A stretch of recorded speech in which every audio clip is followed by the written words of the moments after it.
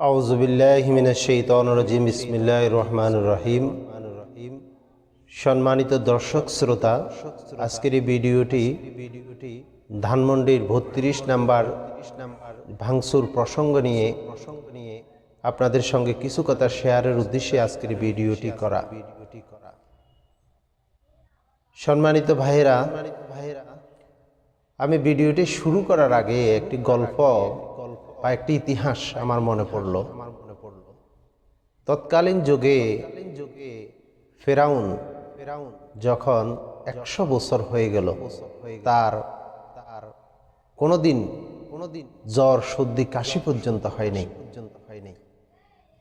সে কি করলো?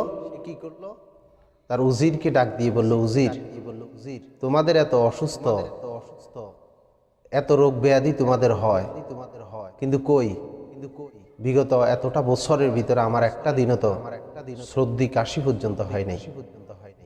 এ উজির ফেরাউনকে তখন ফেরাউনের বাহা পাওয়ার জন্য, ফেরাউনের কাছে জনপ্রিয়তা হওয়ার জন্য তাকে ফার্মপট্টি দিয়ে বলতেছে যে, রাজা সাহেব, আমার কাছে মনে হচ্ছে যেন আপনি নিজেই যেন মানে খোদা হয়ে গেছেন, আপনি নিজেই যেন আল্লাহ হয়ে গেছেন। মানুষ কি আল্লাহর পূজা করে? আপনি নিজেই তো মনে হচ্ছে আল্লাহ হয়ে গেছেন। নাউজুবিল্লাহ। এই যে ফেরাউন তখন নিজেকে জাহির করলো যে আনাস্তু রাব্বুকুমুল আলা, আমি হচ্ছি বড় খোদা। এই নীতি অবলম্বন ফেরাউন করছে যেদিন, মূলত আল্লাহর পক্ষ থেকে গজবের খাতায় নাম লেখাইছে সেদিন।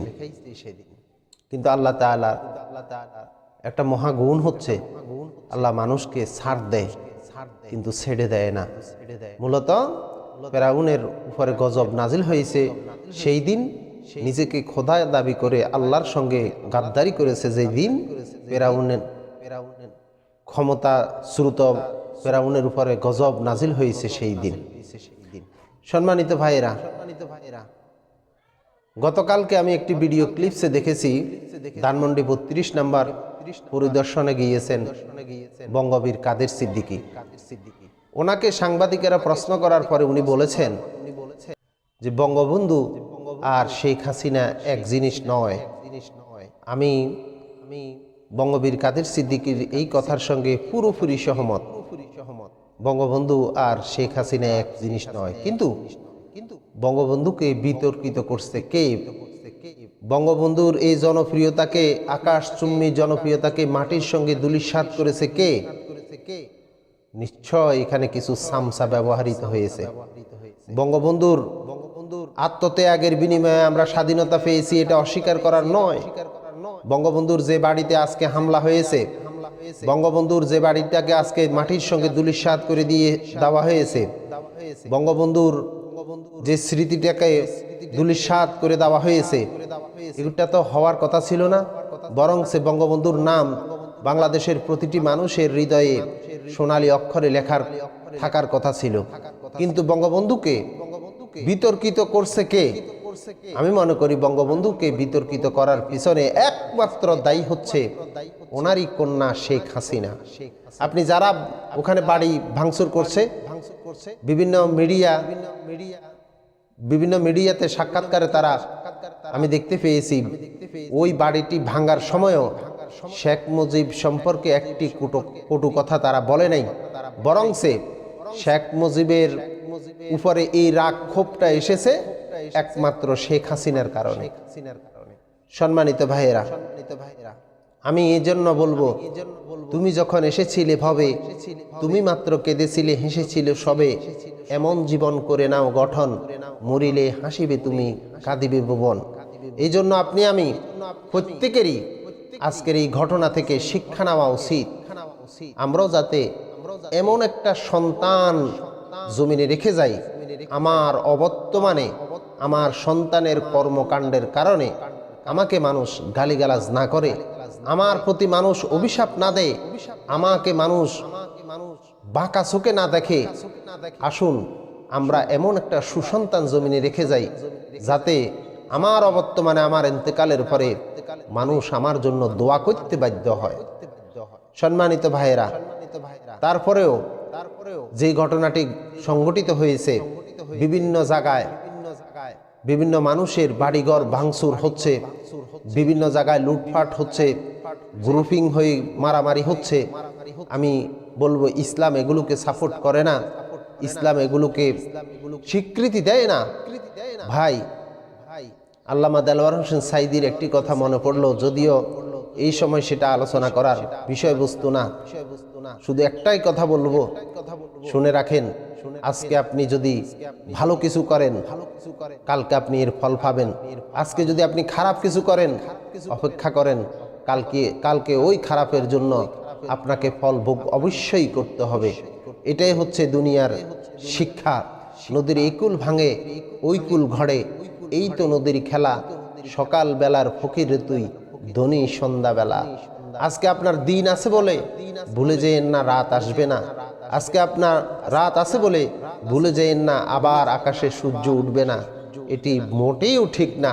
আজকে যারা ক্ষমতা পেয়েছেন, আজকে যারা এই অবস্থানটাকে বিগত 16 বছরের দুঃশাসন, মানুষের বাক স্বাধীনতা হরণ এবং কি ভোটের অধিকার হরণ, এই সমস্ত কালো অধ্যায়কে দূরীভূত করে যারা আজকে সুন্দর একটি পরিবেশ এনেছেন, আপনাদের কাছে আমার অনুরোধ থাকবে, এমন কিছু করিয়েন না যাতে আপনারাও আবার বিতর্কিত হন।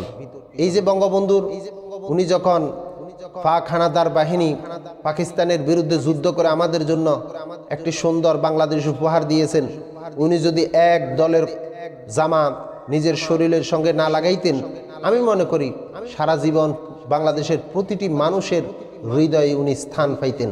কিন্তু উনি যে একদলীয় জার্সি, একদলীয় আপনার পোশাক পরিধান করার কারণে বিভক্তি এসে গেছে, সব মানুষ আর ওনাকে পছন্দ করে নাই। আজকে যারা এই বৈষম্য বিরোধী ছাত্র আন্দোলনের নেতৃত্ব দিলেন, 16 বছরের দুঃশাসন দূরীভূত করে আমাদের জন্য সুন্দর একটি পরিবেশ তৈরি করে দিলেন, আপনাদেরকে সজাগ দৃষ্টি দিতে হবে। আমার কেন জানি মনে হচ্ছে এই বিভিন্ন জায়গায় ভাঙচুর লুটপাটের পিছনে নতুন কোনো চক্রান্ত লুকিয়ে আছে। এই জন্য প্রত্যেকেরই উচিত এর প্রতি সদয় দৃষ্টি দেওয়া। আর বেশি কথা না বলে সকলকে অনুরোধ করব, যার যার অবস্থান থেকে আমরা নমনীয় থাকব। আমার প্রতিবেশী চাই সে হিন্দু হোক, আমার প্রতিবেশী চাই সেটা বৌদ্ধ হোক, খ্রিস্টান হোক, বিভিন্ন ভিন্ন মতের মানুষ হোক, আওয়ামী লীগ হোক, বিএনপি হোক, জামাতে ইসলাম হোক, কোন দলের সঙ্গে আমরা খারাপ আচরণ করব না। যার কর্ম সে অবশ্যই সে ভোগ করতে হবে, এটা সুনিশ্চিত, এতে কোনো সন্দেহ নাই। বর্তমানে বাংলাদেশের মানুষের ভিতরে যে বিভক্তি বিভাজন সৃষ্টি হয়েছে, এটাও 16 বছরের তৈরি। যে বিএনপি করে তাকে এক চোখে দেখা, যে জামাতে ইসলাম করে তাকে তো হারামে মনে করা, যে দাড়ি টুপি পাঞ্জাবি রাখে তাকে বাংলাদেশের নাগরিক হিসেবে স্বীকৃতি দিতে বিগত 16 বছরের মানুষের কষ্ট হয়েছে, আমরা এটাও দেখতে পেয়েছি।